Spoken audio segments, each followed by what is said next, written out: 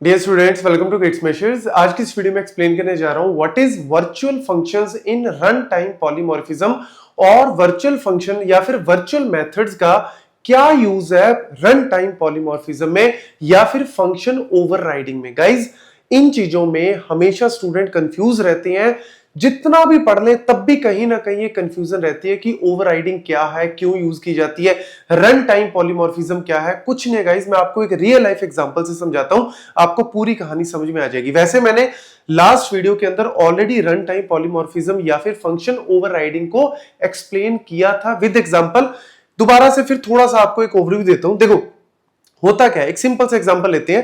Let's suppose online shopping का example ले लो जी। आप अमेजोन का, फ्लिपकार्ट का, मिंत्रा का, जैसे फेस्टिवल सीजन आता है तो आपको पता है बहुत सारी शॉपिंग करते हो आप लोग भी। तो होता क्या है, जब आपने सारी चीजें सिलेक्ट कर ली, कार्ट में डाल ली, पेमेंट पे चले गए, तो यहाँ पे मेरा जो है वो कौन सा मेथड आ गया या कौन सी एक तरह से क्लास आ गई, पेमेंट वाली। लेट्स सपोज एक मेरी क्लास आ गई, तो इसको मैं क्या मान सकता हूं, एक बेस क्लास है पेमेंट वाली। मतलब पेमेंट पे आपने क्लिक करना है, एक इंटरफेस बना हुआ है जो आप उसको एज ए बेस क्लास मान सकते हो पेमेंट। अब पेमेंट के अंदर जब आप जाते हो तो क्या एक ही मेथड होता है? नहीं, there are multiple methods for the payment. कौन कौन सी हो सकती है? Either you can choose UPI और what you can choose the credit card और you can choose the debit card. ठीक है, मतलब देर आर मल्टीपल वेज। या फिर मैंने COD, cash on delivery choose कर लिया। तो कहने का मतलब क्या है, ये मेरी जो है वो बेस क्लास है, एक तरह से बेस इंटरफेस है। और यहां पे मेरे पास एक तरह से आप कह सकते हो कि मल्टीपल डिराइव्ड क्लासेस कह लो या मेरे फर्दर इंटरफेसेस आ गए। अब यूजर रन टाइम पे चूज करेगा कि मुझे इनमें से कौन सा मेथड चूज करना है। ठीक है, पेमेंट तो मैंने क्लिक कर दिया, पेमेंट मेरे को हो गई।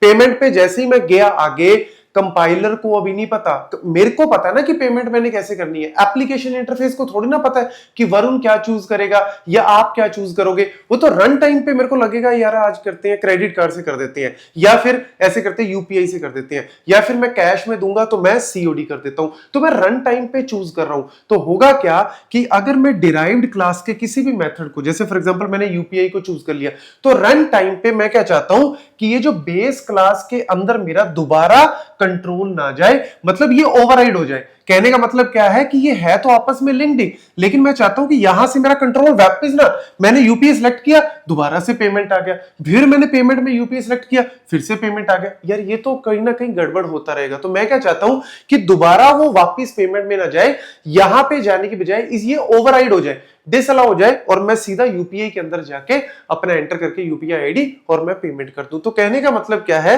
कि कई बार हमें इस तरीके के मेथड्स यूज करने पड़ते हैं। जैसे ये मेरी बेस क्लास है, क्लास ए, ये मैं ऑलरेडी आपको करवा भी चुका हूं, थोड़ा सा एक बार फिर से बता रहा हूं।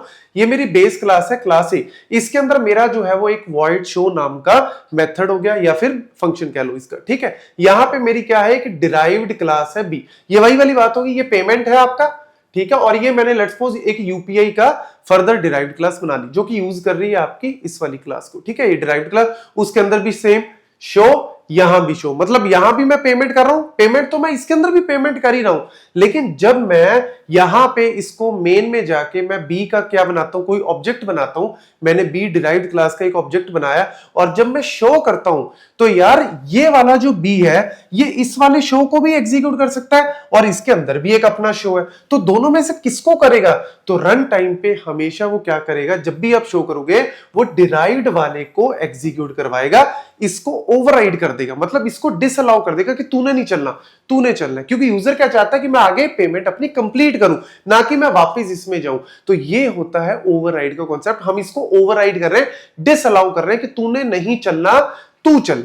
ये वाली चीज है आपकी ओवरराइडिंग का कॉन्सेप्ट। अब देखो यहां पे तो बढ़िया से काम कर रही है, जब हम इस तरीके से यूज करते हैं ना, ऑब्जेक्ट बनाते हैं और ये काम कर रही है। लेकिन अगर मैं यहां पे पॉइंटर्स डाल दूं, अगर मैं पॉइंटर का कॉन्सेप्ट यूज कर लूं, और आपको पता है प्रोग्रामिंग में पॉइंटर भी यूज होते हैं, तो इसी सेम एग्जांपल को जब मैं पॉइंटर के थ्रू करता हूं, तो ये देखो जी, नोट कर लेना इस वाले पूरे एग्जांपल को। यहां पे मैंने बाकी का कोड मेरा सेम है, वही मेरे पास यहां पे बेस क्लास है, वो शो कर रही है कुछ शो बेस। यहां पे एक डिराइव्ड क्लास है जो कि बेस क्लास को यूज कर रही है, और इसके अंदर भी मैंने शो नाम का बना दिया। तो डिराइव्ड में भी शो है और मेरी बेस क्लास में भी शो है। लेकिन अब मैंने उसको डायरेक्ट नहीं यूज किया, मैंने क्या किया, अब यहां पे एक पॉइंटर ले लिया, बेस के अंदर एक पॉइंटर ले लिया, बेस स्टार पीटीआर। ये क्या है? PTR, PTR is what? A pointer. और ये पॉइंटर जो है वो किसी को भी पॉइंट कर सकता है बेस क्लास के ऑब्जेक्ट को। मतलब बेस क्लास के बहुत सारे ऑब्जेक्ट्स बना सकता हूं, जैसे मैं बनाता हूं बेस B1, B2, B3, बहुत सारे ऑब्जेक्ट मैं क्रिएट कर सकता हूं एक क्लास के, क्योंकि क्लास तो ब्लूप्रिंट होता है। तो मैं जितने भी ऑब्जेक्ट्स क्रिएट करूंगा ना इस बेस क्लास के, ये उनको क्या कर रहा है, पॉइंट कर रहा है। बाय डिफॉल्ट ये जो पॉइंटर होता है, किसी भी क्लास का पॉइंटर अगर आप बनाते हो तो वो उसके सारे ऑब्जेक्ट्स को पॉइंट कर सकता है। तो ये सिंपल सी कहानी है। मैंने क्या कर दिया, एक पॉइंटर क्रिएट कर दिया। अब मैंने क्या किया, एक डिराइव्ड का डी, मतलब मैंने डिराइव्ड जो मेरी क्लास है उसका एक यहां पे ऑब्जेक्ट क्रिएट कर दिया डी। मैंने अब क्या किया, पॉइंटर में किसका एड्रेस दिया, मैंने पॉइंटर में बेस क्लास के किसी ऑब्जेक्ट का नहीं दिया, मैंने पॉइंटर में यहां पे डिराइव्ड क्लास का क्या दे दिया, डिराइव्ड के ऑब्जेक्ट का एड्रेस दे दिया। मतलब यहां पे मैंने क्या बनाया था, डिराइव्ड क्लास का, कुछ नहीं गाइस, बेस क्लास है और एक क्या है, डिराइव्ड क्लास है। ठीक है, आपने एक पॉइंटर क्रिएट किया यहां पे बेस क्लास का, तो आप बेस क्लास में जितने भी ऑब्जेक्ट्स बनाओगे ये पॉइंटर सबको पॉइंट करेगा, ये तो आपको पता ही है। लेकिन इसके साथ साथ आप अगर कोई पॉइंटर बनाते हो बेस क्लास का, उसमें आप डिराइव्ड के जितने भी ऑब्जेक्ट्स हैं उनको भी पॉइंट करवा सकते हो। ये प्रॉपर्टी होती है पॉइंटर की, कि पॉइंटर आपकी बेस क्लास को तो पॉइंट कर ही रहा है, साथ ही साथ वो जितनी भी डिराइव्ड है ना उनको भी पॉइंट कर सकता है। लेकिन वाइस वर्सा ट्रू नहीं है। अगर आप डिराइव्ड क्लास का कोई पॉइंटर बनाते हो, लेट्स से आपने डिराइव्ड क्लास का कोई पॉइंटर बना दिया P1, तो आप इसके ऑब्जेक्ट्स को तो पॉइंट कर सकते हो लेकिन बेस क्लास को पॉइंट नहीं करवा सकते। उल्टा नहीं है, पेरेंट के आगे बच्चों को हम पॉइंट कर सकते हैं लेकिन उल्टा पॉइंट नहीं कर सकते। तो मैंने क्या किया, बेस क्लास का एक पॉइंटर बना दिया जी PTR, और मैं बेस के तो जितने भी ऑब्जेक्ट्स हैं पॉइंट कर ही सकता हूं। लेकिन मैंने क्या किया, यहां पे थोड़ा सा दिमाग लगाया, मैंने डिराइव्ड क्लास का एक ऑब्जेक्ट बनाया और उसका एड्रेस दे दिया।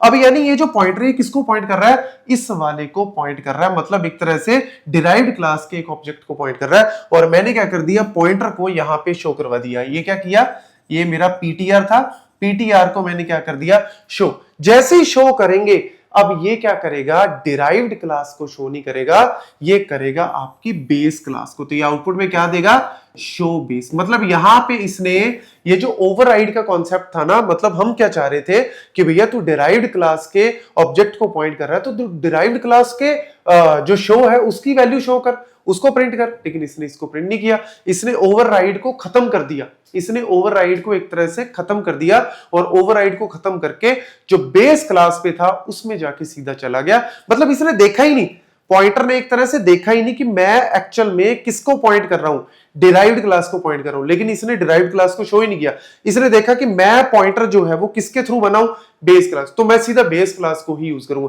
तो यहां पे तो मेरा ओवरराइड का कॉन्सेप्ट खत्म हो गया। तो मैंने पेमेंट के आगे यूपीआई चूज किया तो मैं दोबारा से फिर पेमेंट पे ही चला गया, ओवरराइड का कॉन्सेप्ट खत्म हो गया। इसीलिए वर्चुअल का यूज किया जाता है। तो वर्चुअल फंक्शन क्या करते हैं, कुछ नहीं है, पूरे कॉन्सेप्ट को एज इट इज, बस यहां पे इसके आगे क्या लिख दो, वर्चुअल लिख दो। बेस क्लास का जो आपका फंक्शन होता है, बेस क्लास में जितने भी मेंबर फंक्शंस होते हैं उनके आगे क्या लिख दो, वर्चुअल लिख दो। तो अब क्या होगा, आपका प्रॉपर ओवरराइड होगा। जब अब आप इसको एग्जीक्यूट करोगे तो ये इसको नहीं करेगा, ये इसको ओवरराइड करके डिराइव्ड वाले को ही प्रिंट करेगा। ये सिंपल सा कॉन्सेप्ट है और यही एक्चुअल में एडवांटेज है किसकी, वर्चुअल फंक्शन की, कि ये ओवरराइड को 100% जो है वो फुल प्रूफ कर देता है कि आप नॉर्मल केस में तो ओवरराइड हो रहा है लेकिन इस केस में, पॉइंटर के केस में ओवरराइड होना बंद हो गया। तो मैं क्या चाहता हूं, हमेशा ओवरराइड हो, तो उसके लिए वर्चुअल को आप यूज करोगे तो चाहे पॉइंटर को यूज करो, बिना पॉइंटर यूज करो, हमेशा आपका ओवरराइड प्रॉपर्ली काम करेगा। तो ये सिंपल से पॉइंट्स हैं। लेकिन जब पहली बार पढ़ते हैं ना तब हमें डिफिकल्टी आती है कि यार ये चीज जो है वो हम इस लेवल तक पहुंचते नहीं है, हम सिंपल C या C++ करके उसके बाद बंद कर देते हैं पढ़ना। बट ऊप्स के कॉन्सेप्ट गाइस बहुत ज्यादा जरूरी है, इसीलिए एक एक करके ध्यान से सुनो, नहीं समझ आता दोबारा फिर एग्जांपल देखना, आपको क्लियरली समझ आ जाएगा। Thank you.